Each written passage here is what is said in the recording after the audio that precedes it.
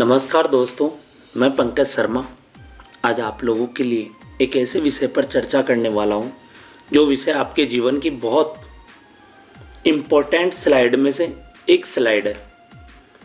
दोस्तों, जो आज का टॉपिक है वो है मुस्कुराना। दुनिया में आप सबसे ज़्यादा सफलता हासिल कर सकते हो, सिर्फ आप मुस्कुराना सीख लो।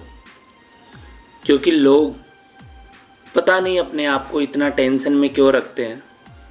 फ्लेक्सिबल रखो, जितना अपने आप को फ्लेक्सिबल रखोगे, रिलैक्स रखोगे, उतना ही बेहतरीन काम आप सुचारू रूप से कर पाओगे।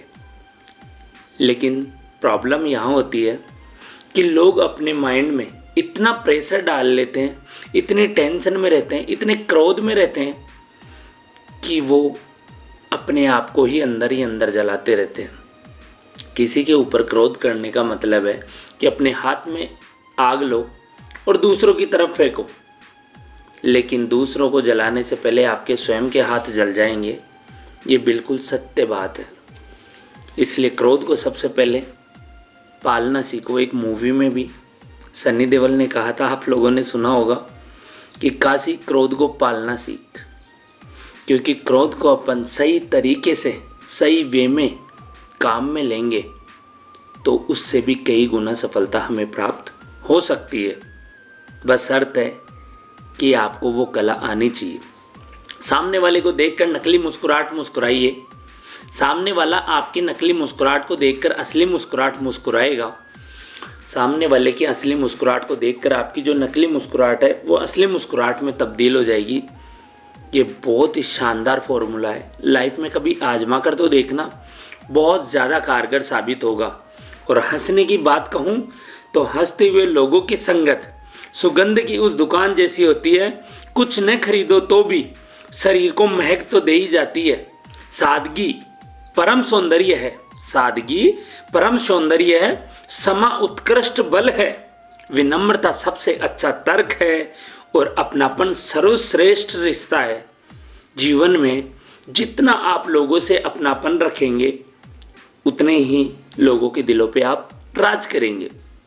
इसलिए ज़िंदगी में हमारे बनाए हुए रिश्ते भी हमारे व्यक्तित्व का निर्माण करते हैं। ये एक सोचने का विषय है। जब जब समय मिले इन छोटी छोटी चीज़ों को समझ दिया करो, ज़िंदगी बदल कर रख जाएगी। लेकिन हम क्या करते हैं, अधिकतर हम समय और तर्क को कभी नहीं समझ पाते और जीवन में हम आगे नहीं बढ़ पाते। जो हो गया है उसे सोचने का क्या फ़ायदा, जो मिल गया है उससे खुश रहने में फ़ायदा। हासिल उन्हें ही होती है सफलता जो वक्त और हालात पर रोया नहीं करते, डटकर मुकाबला करते हैं। और यही सबसे मेन चीज़ है कि ज़िंदगी में जो लोग बहुत आगे तक जा पाए हैं, उन लोगों ने कुछ नहीं किया, सिर्फ और सिर्फ अपने आप को वहाँ तक पहुँचाया, अपने आप को उस काबिल बनाया। दुनिया की इस भीड़ में आपके नाम से ही मेरी पहचान है।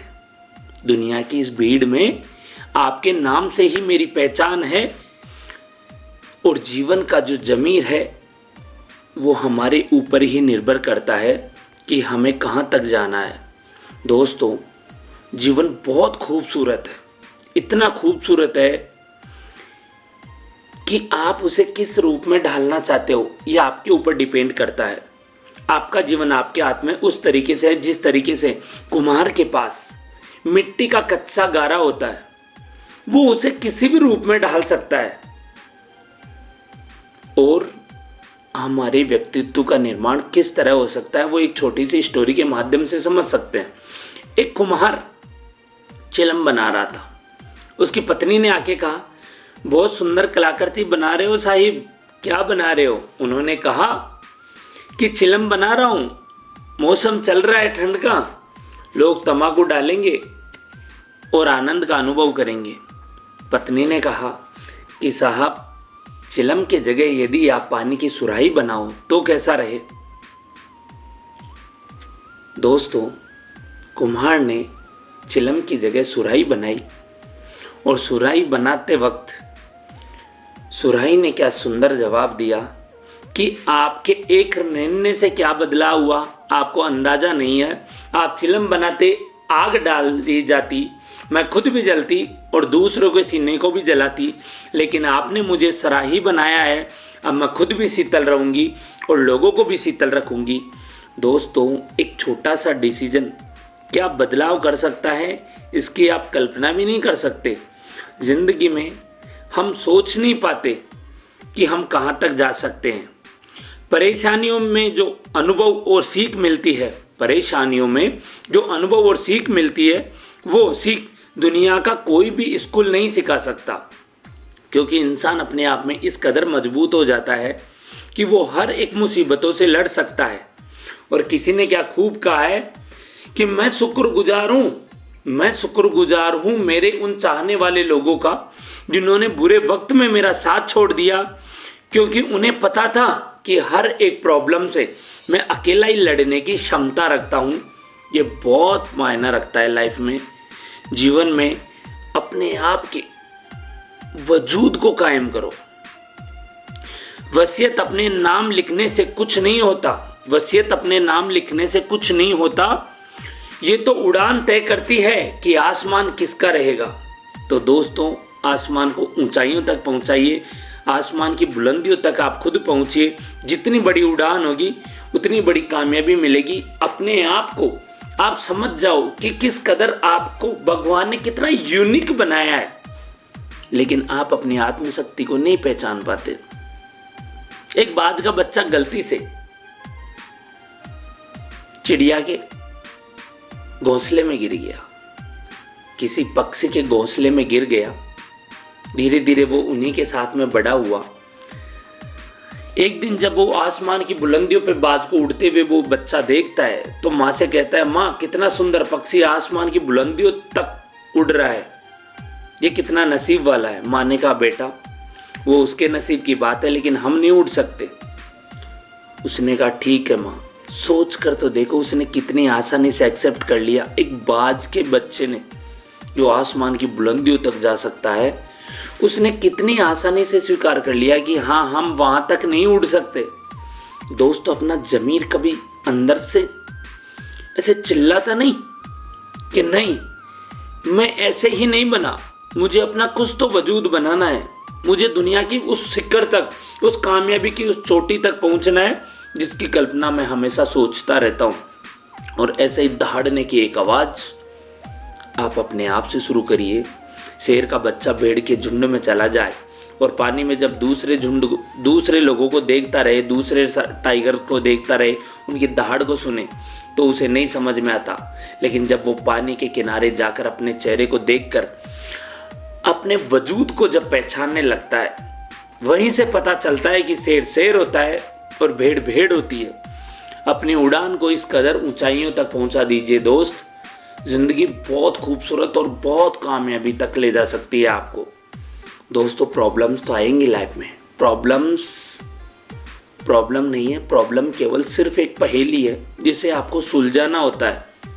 और प्रॉब्लम से दूर भागने से प्रॉब्लम सॉल्व नहीं होती, प्रॉब्लम के अंदर घुसना पड़ता है, प्रॉब्लम की डीपली में जाना पड़ता है, तब जाके हम प्रॉब्लम से निजात पा सकते हैं। और दोस्तों, सबसे ज्यादा जीवन में संघर्ष सीखना हो तो एक बाज से सीखना। उम्र 70 साल, बाज की उम्र 70 साल, आसमान की उन बुलंदियों तक छूता है। लेकिन जीवन का एक ऐसा पड़ाव भी आता है जब वो खून के आंसू भी रोता है। जब उसकी उम्र 40 साल की हो जाती है तो उसके पंख बहुत ज़्यादा भारी हो जाते हैं, नाखून बहुत बड़े बड़े हो जाते हैं, वो अच्छे से शिकार नहीं कर पाता, वो अच्छे से उड़ नहीं पाता। वो दूर कहीं एक चट्टान पर जाकर बैठता है और अपनी चोंच को, जो काफ़ी नुकीली नहीं रह पाती, उसे बार बार पत्थरों के घिसता है और उसे तोड़ तोड़ कर खूब खून निकलता है, खूब तकलीफ सहन करता है। लेकिन फिर भी वो अपनी चोंच को तोड़ के और वापस से वैसी नई तैयार करता है।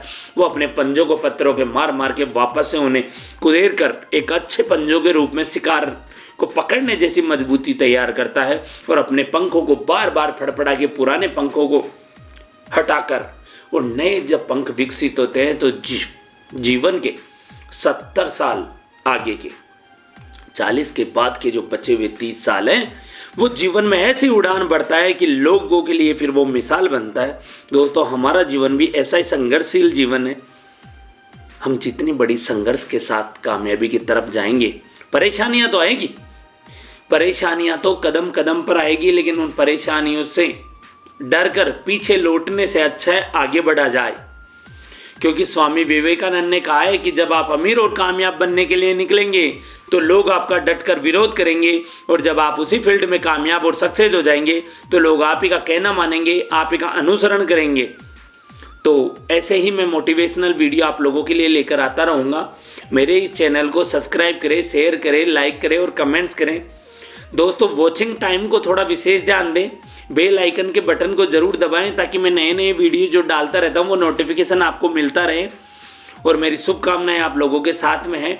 ईश्वर हमेशा आपका साथ दे, आपके चेहरे पर हमेशा मुस्कुराहट रखें, ऐसी मेरी शुभकामनाएं हमेशा रहेगी। वही अंतिम संबोधन, राधे राधे, जय श्री कृष्णा, जय हिंद, जय भारत, जय जय भारत।